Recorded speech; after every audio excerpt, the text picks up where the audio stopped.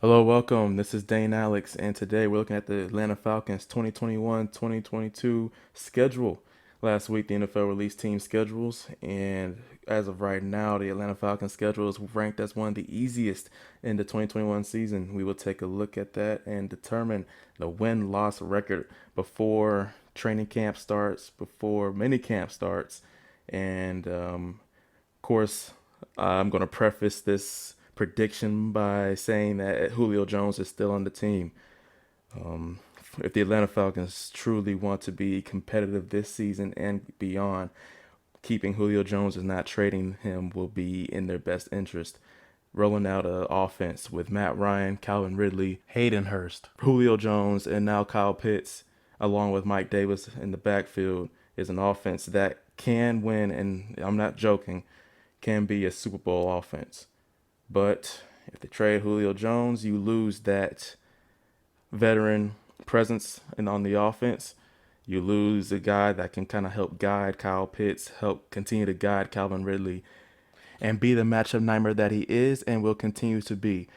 Some people say he's lost a step. The only thing I saw was that when he was on the field last year, and I know it wasn't a whole lot, he was injured a whole lot, but while he was on the field, he was unstoppable like he's always been as the New Orleans Saints.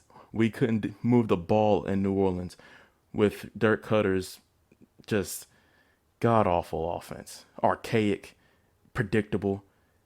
Calvin Ridley couldn't do anything, but even on a hobbled foot, Julio Jones was the only person that we can get the ball to move the ball. So I don't want to hear that he's lost his step. He hasn't lost anything. But that's besides the point. Before I get all riled up, let's go ahead and take a look at the schedule. Week one, the Falcons are playing the Philadelphia Eagles at home. Last year, Philadelphia was 4-11-1. Mind you, they were marred in injuries. This year, they will tout Jalen Hurts with Devontae Smith, adding a guy that I like in the backfield, Kenneth Gainwell, with, of course, on the other side of the ball, Fletcher Cox and Darius Slay leading that defense. That's all good, but that should not be enough to stop the Falcons at home. The Falcons will actually capture a week one victory over the Philadelphia Eagles. I'm going to go and slide that guy right there. Thank you.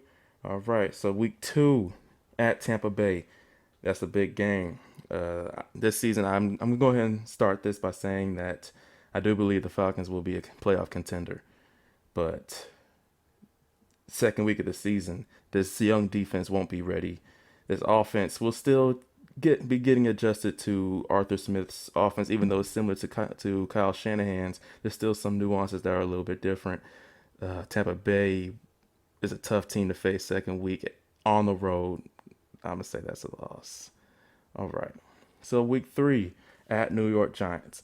Now, I'm always worried about Southern teams in domes going up north on the road against the Giants, the Ravens, the Steelers, the Browns. Those kind of teams, those are tough teams to beat on their home turf. I don't care what their record is. I don't care who they are, what they got on their team. I don't care about their situation, their injuries. For whatever reason, they're still tough to beat on their home field. Mind you, last season, they were top 10 in points allowed, and they were the top third in yards allowed. They re signed Leonard Williams and got our Georgia bred Aziz Ojolari to help in their pass rush. It's a tough game on the road. Week three, young defense, tough place to play. Yet this offense will carry it. That's a W for the Atlanta Falcons. Next up, we're looking at the Washington football team at home. Another tough team to play. Washington touts a top five defense from last season. Their pass rush, led by Chase Young, Montez Sweat, Jonathan Allen, it keeps going on and on. That defense will be tough to move the ball on, but we have too many matchup problems for them. If this offensive line can hold up, and I think it will, the Atlanta Falcons will get a W over the Washington football team. Next, in London, playing the New York Jets. I understand that they made a few good additions this past offseason. They will improve from last season simply because it can't get much worse, especially offensively, where they were last in pretty much everything. But this is the fifth week of the season. Zach Wilson, still a rookie quarterback, will make mistakes. I don't care what additions the Jets made. The Falcons need to beat the brakes off of them in London. Need to make up for the last time they were in London, just blowing a terrible game to the Lions. They won't have to worry about that this time. This is a W for the Falcons. Hopefully, it's by at least 20 points because, geez Louise, let's make this thing easy. Week 6, we got a bye week. So then we look ahead to week 7 at the Dolphins. That's a tough one. I'm sorry. That's a big game for the Falcons if they want to show that how much of a title contender that they are. It's a big step up for them. It's a big step up. It's a big step up. But they're not ready to do it. The Miami Dolphins tout too much on the offensive side. Even though Tua Tagovailoa is a limited quarterback at this current juncture, their offensive weapons plus, of course, their defense led by Xavier Howard, that's too much for the Falcons to handle at that point.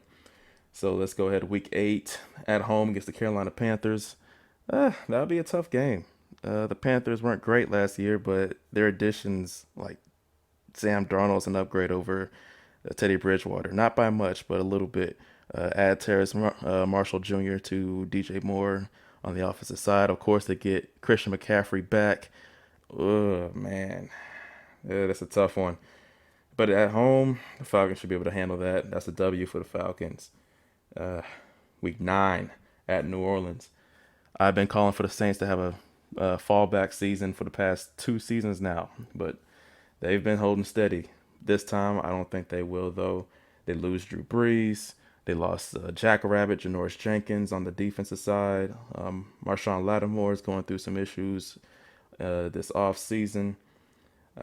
But it's in New Orleans. I don't care what the Saints are, how bad, how good they are. Playing in the Mercedes-Benz Superdome is a tough game. That's an L for the Falcons. Now, week 10, we go to the scene of the crime from last season, the most egregious, the most despicable, the most disgusting play I've seen in all my years of watching football. It was just, you can't be this stupid. I'm sorry, just to harken back to that game, you can't be that stupid. That game was pretty much a microcosm of the whole experience of the Dan Quinn and just a lack of intelligence, a lack of killer will. But I digress.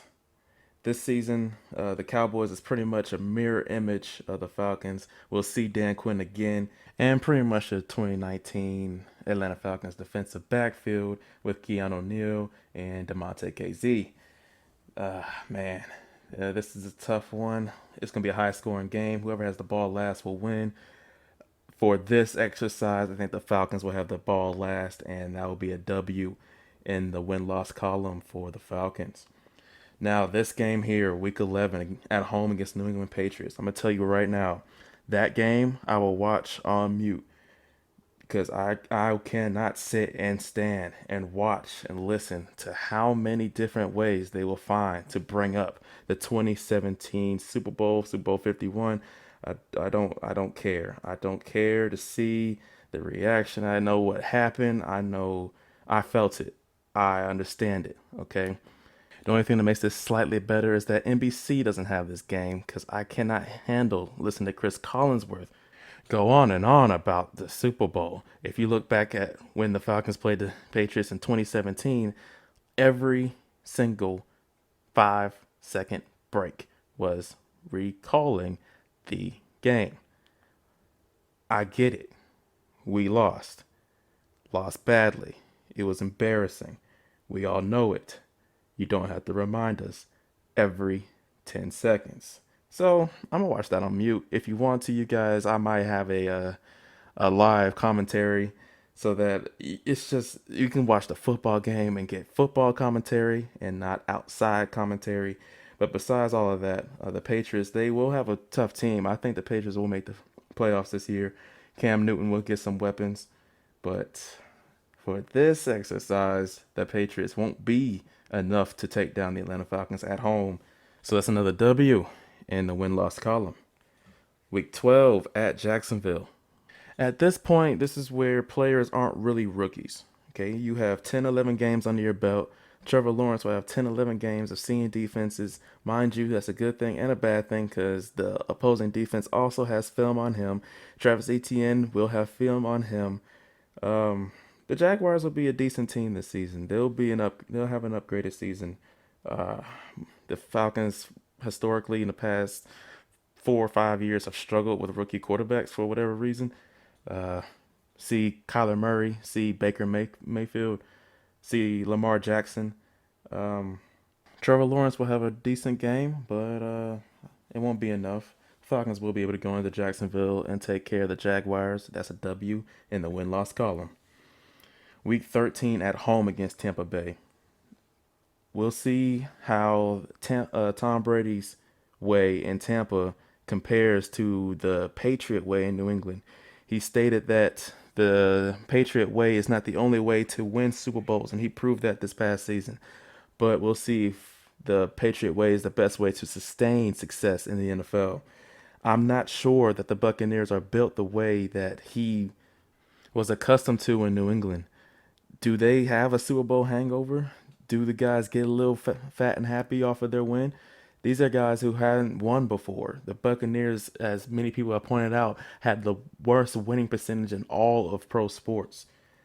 This is a game where, at this point, the Falcons defense will have started to gel. This offense will have started to gel. And this game, it's going to be a good game. In regards to championship contention, it's a big step up. It's a real big step up. And I think the Falcons can handle it. At home, they take care of the Buccaneers, and it's another win in the win-loss column. Week 14 at Carolina is a divisional game. Divisional games on the road are always tough. I don't care the record. I don't care the injury situation. It's always tough. Like I stated earlier, the Carolina Panthers have a lot of weapons. They're getting guys back. They are a scary team. They will be improved. That's a loss on the road at Carolina. Just is. Now we go to week 15 at San Francisco. This is just too tough of a game. This one here. Understandably, we went into San Francisco 2 years ago and took care of the 49ers, even though they were injury riddled to the brim with a defensive backfield that didn't tout any of their starters, if I can recall. They'll be looking for revenge. Yeah, I don't see a scenario in which the Falcons are able to pull this one out this time. This will be a loss in the column. Every year, teams lose games that you expect them to win.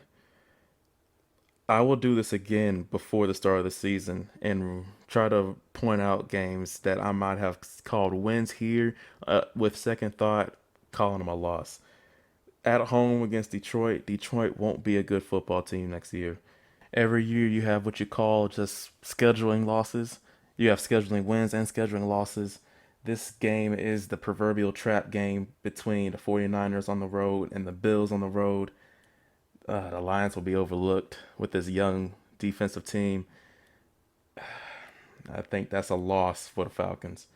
It won't make any sense, but it didn't make any sense in 2016 to lose at home to the Chargers while up 27-10. It didn't make any sense in 2017 to lose at home to the Dolphins or at home to the Bills.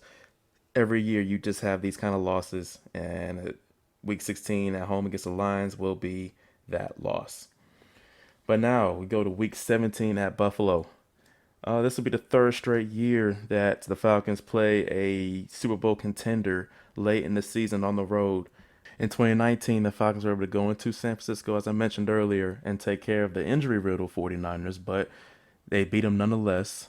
Last year, they were able to compete with the Kansas City Chiefs in a game that most people would not have pegged the Falcons to have a chance in at all.